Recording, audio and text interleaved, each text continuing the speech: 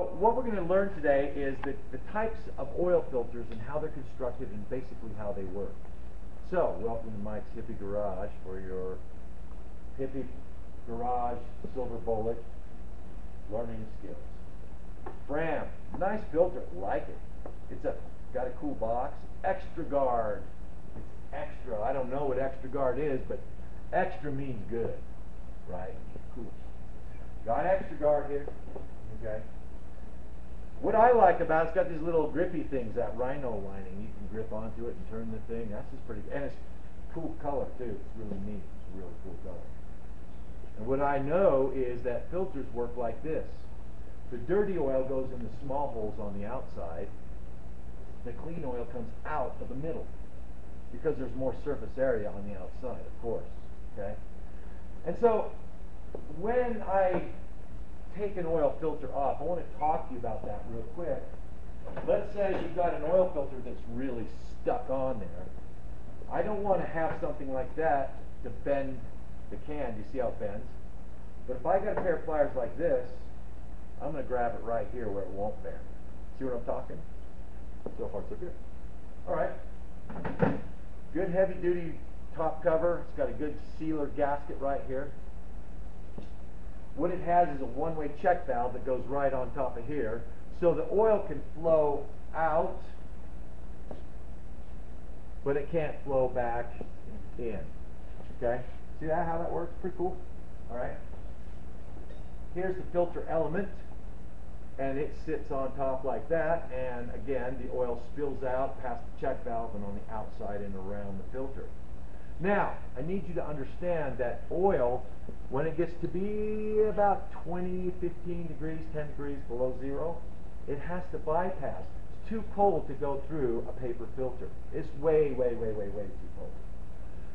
So, what we do is we bypass it through a valve. And here's the valve. You can see the valve right here. That goes up. Can you guys see that? Okay. I want to show you guys. See how that valve goes up? Okay. This valve goes up, and it allows the filter to bypass through the valve here. So what it does is spills on the outside and goes directly through here. It is not filtering during the cold, cold weather. So don't throw the toolbox on the throttle and warm it up. That's not good because it's too thick and it's not filtering. So far so good, right guys? Take a look at this. I want to make sure that you see what we're looking at here. So we've got the Fram, cool looking cover, great looking box, extra guard. Gotta buy that. Okay. Next we have a Bosch. Bosch has always been a great name, especially when it comes to electronics. Premium. It's a premium box. Okay. Not a fancy can, but it does have the little socket things that I can undo it with. See how the sockets work? That's what these little indentations are for. Does that make sense? Okay. So we got that. It's pretty good. But now we're going to look at it here. We got the top, but we got a really nice check valve that's actually hard mounted to the top of the cover or the top of the oil filter. It's hard mounted. See that? Okay. What also I like about it is it's hard mounted on the top and it's hard mounted on the filter itself. Now, with that in mind, we look at this and we realize the bypass is built right into the bottom of it, but look at the metal.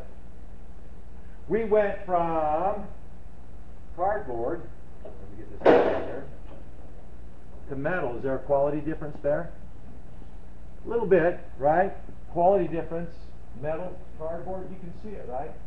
Not only that, but the check valve is there and it's hard mounted, and look at the pleats, how symmetrical the pleats are. Not all the way, a little bit of spacing there, but the pleats are fairly symmetrical and they're a little bit better quality, and we have a better one-way check valve. Metal on the top, metal on the bottom, and we have this thing here to keep the sediment from going through the filter. That's what this little spring is for. It keeps the filter high in the can. Okay. Not a bad filter, really. Realistically, I think it's a pretty good filter. So I'll go ahead and install this, put this back together really quick, and put our frame back in here. Okay. Next comes the next filter. Now, I was at a parts store one day, a long time ago, and it doesn't have a real fancy box. It just says Micro Guard oil filter. I can't buy this because there's no extra guard on it. There's no premium on it. There's no super duper on it. It's just an oil filter, right? Pull this out. I'm not impressed with that black thing. It's just black. No colors, no racing stripes. Should I be buying this filter? Let's take a look. I heard the guy at the parts store say don't buy it. It was not a good filter. The guy was just looking at the box. He was just looking at the filter. Let's open it up. We open it up, and what do we find? We find a very, very good, solid mounted check valve here that not only mounts completely perfectly to the top, but it mounts completely to the bottom, and it's got a metal cage on the bottom and the top. It is very secure. See the check valve? See the metal? And what I like more than anything about it is the bypass mechanism. It's one moving part, a spring. Look at this, watch. See the spring? Put this on top, and I open this up, and when it bypasses, when it's really cold, it goes down into the can. It just moves down. Allows it to just bypass through the top. Can you see the movement? Show the movement here. See the movement, how it goes down? That's how it bypasses. It just goes down into the can. So it just kind of goes, whoop, and that is reliable. Most reliable bypass I've ever seen is just a simple spring. It allows it to fall down, and look at the pleat. The pleat is very symmetrical, high quality. It just didn't have a fancy box. And so the guy that was selling it at the time, they're not all like this, by the way. They're just that one person I was disappointed. Because the box isn't fancy does not mean it's not a good filter. Now, comes into this one here. It's called a Wix. Now this Wix company sells to a lot of people. You're going to see O'Reilly that might sell Wix, or AutoZone. It won't say Wix, it might say O'Reilly on it, but it's a Wix product. So let's take a look at the Wix itself. So we're going to take the box off. Wix filters. There's no super duper on this one either. It just says Wix filters. Should I buy it? Well, let's find out. Oh, it's got a racing stripe. That's good. Okay, we got a racing stripe on it. That's really good. But the one-way check valve is silicone. That I like because it's so oil resistant and it works perfectly at all temperatures. It's a silicone other than a rubber. It works better. It's better with oil resistant.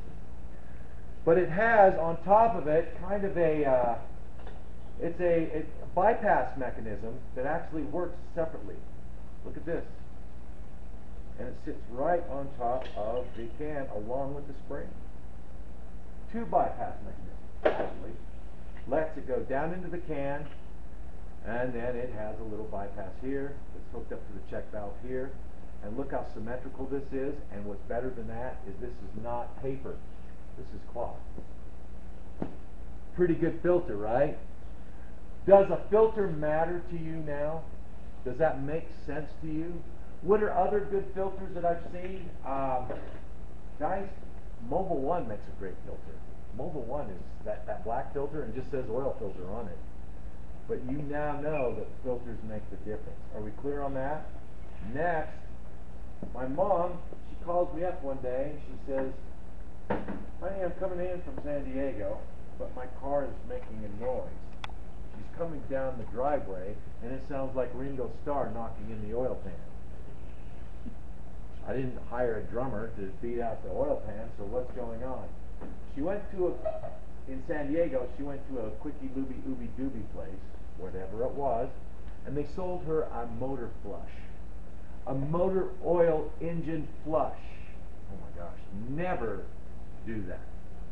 Because what it did is it flushed everything to the bottom of the oil pan and the screen, the pickup screen, to the oil pan. This is the oil pump. Here's a whole complete assembly. The pickup screen got plugged, completely plugged. The bearings went dry. The engine went knock, knock, knock, knock, knock, knock, knock, knock, knock, knock, knock. Because of the motor flush. When anybody sells you a motor flush, I want you to run. Okay? Don't do a motor flush. Ever. This is why. Are we any questions so far on this? Moving fairly fast. Another person comes in, it's a guy this time, and he says, my car is burning oil all the time. Don't know what's wrong. Can't find any oil leaks. Don't know why. What's wrong? Well, the reason is positive crank ventilation. This is a valve. This valve has a spring and a ball in there. The crankshaft thing inside the engine, and you can see the crankshaft over there. See it right there, that thing in the bottom? It turns really fast, up to 8,000 times a minute. And it churns up the oil into vapor, and it puts a positive vapor inside that oil pan, and it has to be vented out. It has to be. But it has to be vented out precisely and in metered flow. That's why there's a ball and a spring that meters the flow of venting. As it gets to 1 pound per square inch in this case, or 2, no more than 2 usually, this ball lifts off its seat and allows the vapors to reburn through the motor. Does everybody understand now what a PCV does? The ball was stuck open and the vapors were burning out completely, and that's where his oil was going. It was being burned right through the engine, and you could see it out the tailpipe. PCV ventilation valves need to be replaced every 15,000 miles. Probably 8 out of 10 cars have them. Okay? Where do you buy them? I like to go to aftermarket parts stores if it's a car, say, older than 2000. But newer than 2000, I go to the dealer to buy PCV valves. The dealer has calibrated valves that open at a calibrated rate, where aftermarket does a calibration for 10 cars generically. I prefer calibrated plug-and-play stuff with oxygen sensors, PCV valves, gas caps, even radiator caps. Anything like that is really a dealer item. Do you see why you go to the dealers for calibrated parts now? PCV valves. We learning something so far? We got the silver bullet so far. How did you like that story about the penny? Can you remember that? Mm-hmm. How about the story about, what else did we talk about? The penny? The what now? The oil. That was the brake. Remember the brakes. Don't forget that. Okay. Now today we're going to go through this, and here's where I make you a better technician than anybody else. Here's what we do. Couple things. We look at this oil change here that we're going to do today. What we do is it's been sitting now for 10 minutes. I did have a student that checked an oil, his girlfriend's car, and all the oil was still up in the head and up in the upper part of the engine. He said she was 2 quarts low. No, 2 quarts drained into the engine takes 10 minutes. He put 2 quarts in and overfilled it. You want to hand me that piston back there on the table? It's just right over there. So what happens is if you overfill an engine with oil, this piston is moving so fast. These are called piston rings. See these rings? These rings right here again. See the rings? These are piston rings. This thing is slamming down this way, and too much oil pressure is going this way, and you're going to blow out these rings, and now you do have an engine rebuild on your hands. Does that make sense? Okay. So you always wait 10 minutes for that reason. So wait 10 minutes. That's a test question. Remember that. Check the oil. Okay? The oil dipstick is usually very accessible, and wipe it off. Don't pull it out and look at it. Take time to clean it off. Put it down and look at it on the level. Now what I'm seeing is pretty dirty oil. How dirty? It's almost at a point where it stopped working. It hasn't stopped working, but it's almost there. Can you see that? Okay. And it's a little bit low. Just a little bit low. That's pretty dirty. That's really dirty. Okay? Don't look at oil like this, because it runs down the stick. Hold it level make a determination. Is it time for an oil change? Yeah. Okay, so when it gets darker than, say, a dirty burlap sack, it's time to change it. Now, most of the time, just be aware that the cap here will tell you what kind of oil to put in it. Don't tell you how much, but it's a 0W20. 0W20 means it's synthetic. Anything with a 0 on it, and that's a test question, is synthetic. Another test question is, can I mix the synthetic with an organic regular oil? The answer is yes. However, a 0W20 cannot be mixed with a 10W30. That would ruin the car. I can't mix a 1040 with a 1030. That would ruin the oil's ability to viscositate, to move, to change, to flow. You've got to keep the weight the same, but you can, in many cases, mix an organic with a synthetic motor oil only. I'm not talking transmission now, just motor oil. And that's the type of oil that I buy. You see where I got that information? The cap stays off for now, and I'm going to go ahead and put the cap in the spot where I generally put it, is in here. Now I'm going to look at this oil filter right now, and I'm going to pull it out of the box, and I'm going to make a determination, basically, of what type of socket to use. Maybe this one. Hang on a second. Or, yeah, probably this one. See this? Okay, that's the socket. I'll put that there. I'll leave this in the box for now. And I want to show you some other wrenches. These, okay? Righty-tighty, lefty-loosey. See how that works? Same idea. These are called strap wrenches, but this has got a handle that I can turn it this way as well. Just don't put a screwdriver through there and use it as a pry bar. That handle's not strong enough. It'll just bend the handle. Don't do that. Okay. Moving forward, we also have a universal one that actually adapts to the smaller oil filter. See how it actually adapts? And that's a universal one. It ruins the filters because the cleats dig into the filter. But it's handy. I use them all the time. Okay? Now, this one here hooks to an extension. This is a huge one. Look at that extension. But I can get up there and get that oil filter off because I got the reach to do it. Couldn't do it with a strap wrench or pliers, right? Now, I can also use a small extension and use that, and I can use a socket wrench here like this. But where's the biggest mistake made ever? The biggest mistake is students don't put this together like this, and then they got to pre-test it. Am I loosening or am I tightening? This is lefty-loosey. That's loosening, correct? I need to know that before I put it on the filter.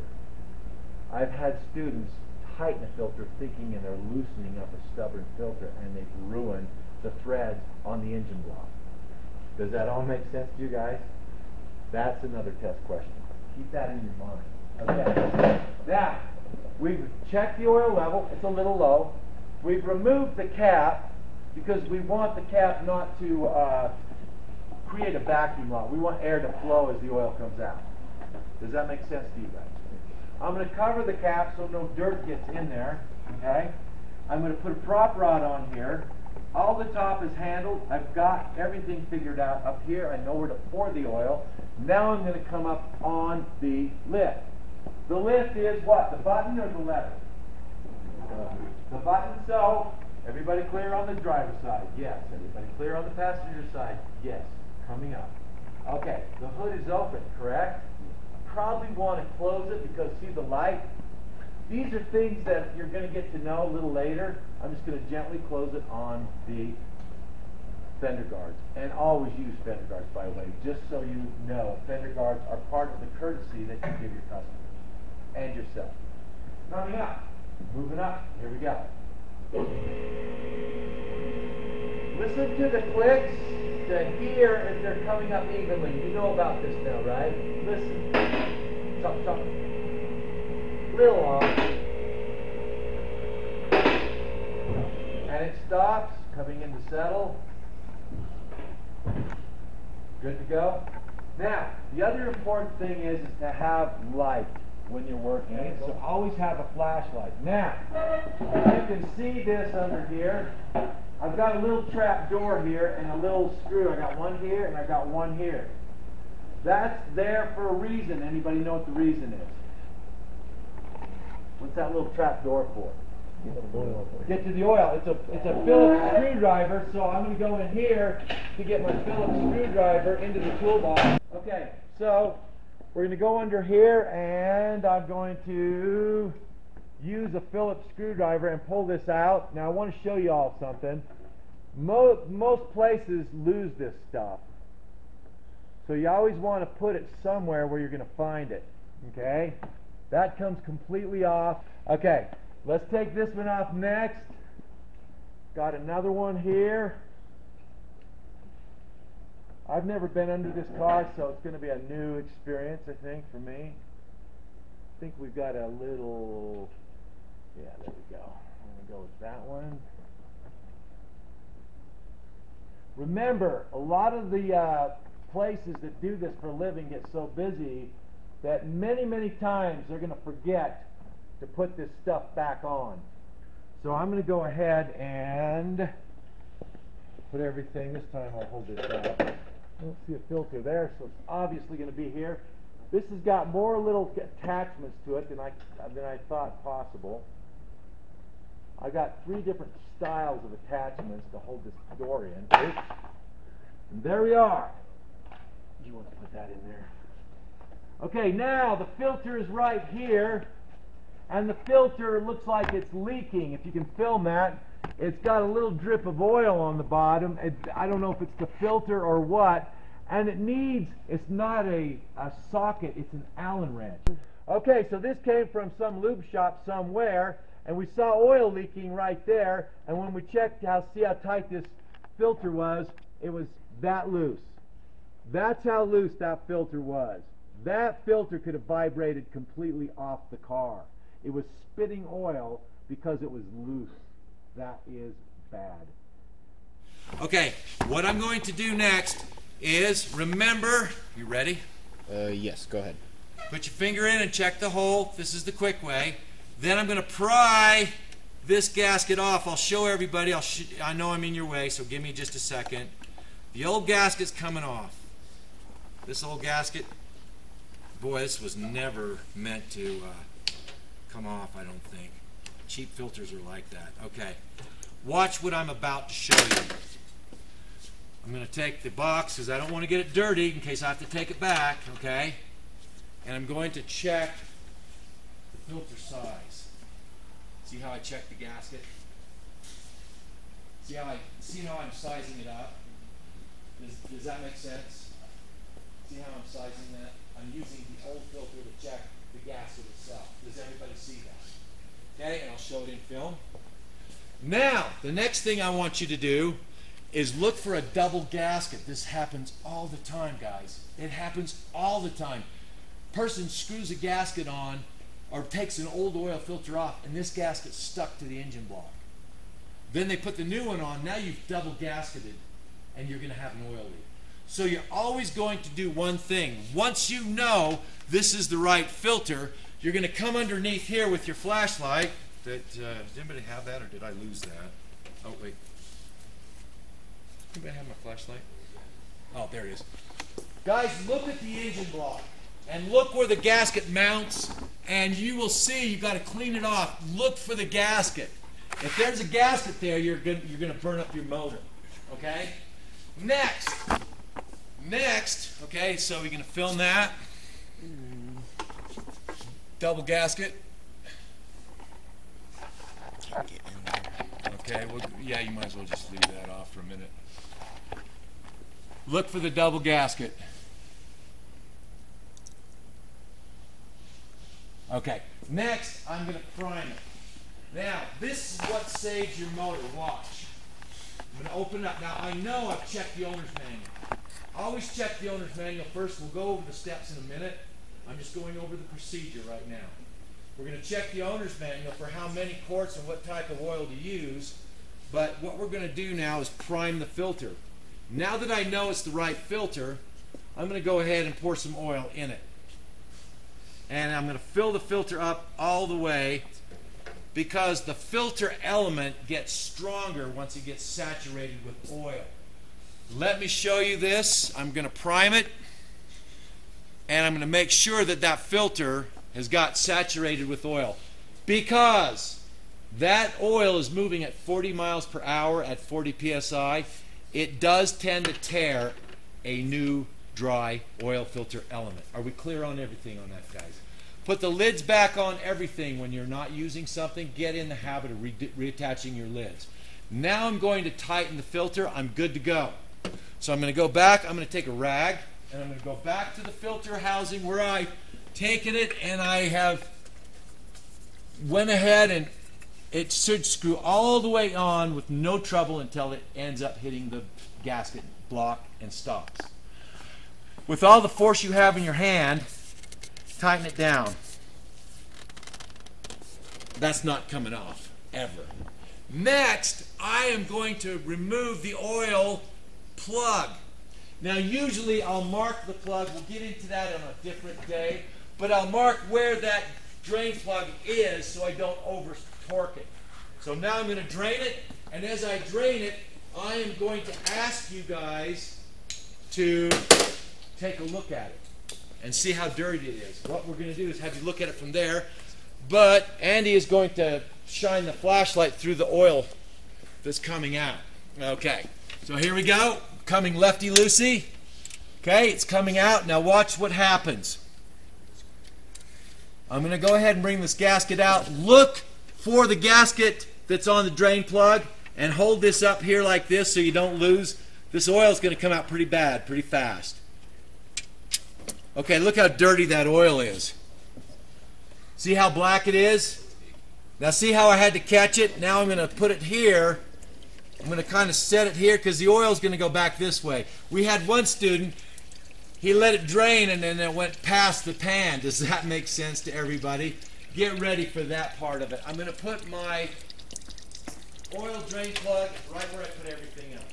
Okay, so I have knowledge wherever. I always use one place to put your oil material. Now, how long do I let it drain? This is the key.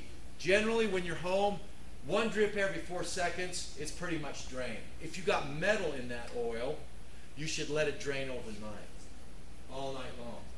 Get the metal out of the pan. It will come out of the pan overnight. But if it's still pretty good, and I'll know if I got metal because I've got this oil captured and I can put it in a clear jug over there and I can check it. But right now it's still draining, so I can't really stop until that's completely out.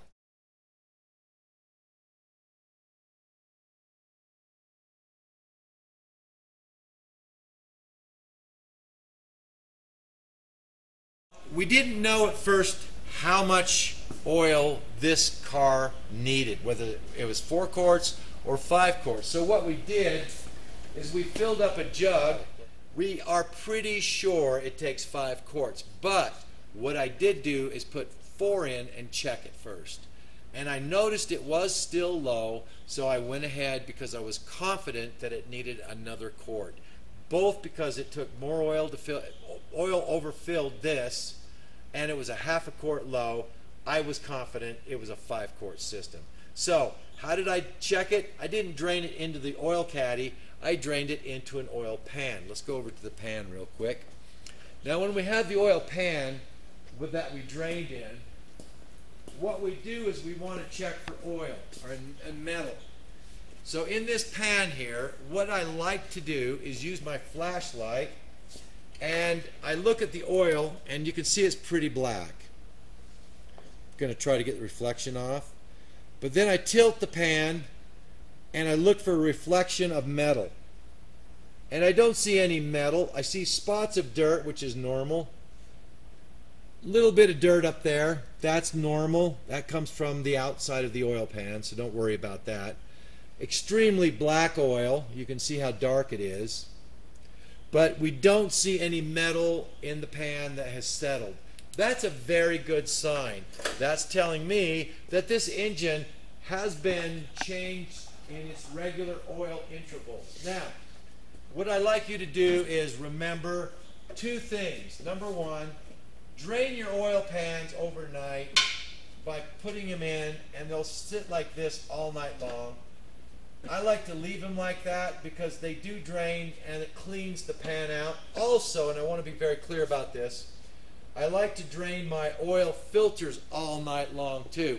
So we've got the old filter over here that we used. And if I can find, there's the new filter box. Okay, so the old filter, according to the law, should drain overnight in some oil receptacle, and then you can throw it away. You're supposed to crush it, but I don't usually do that. I don't have time. I always go back, by the way, with an oil plug sealant. This stuff is magic. It does such a good job in ensuring that the oil plug will not leak, so I don't have to over tighten it. I can tighten it to torque specs and know that this stuff will not allow the oil to leak out the drain plug.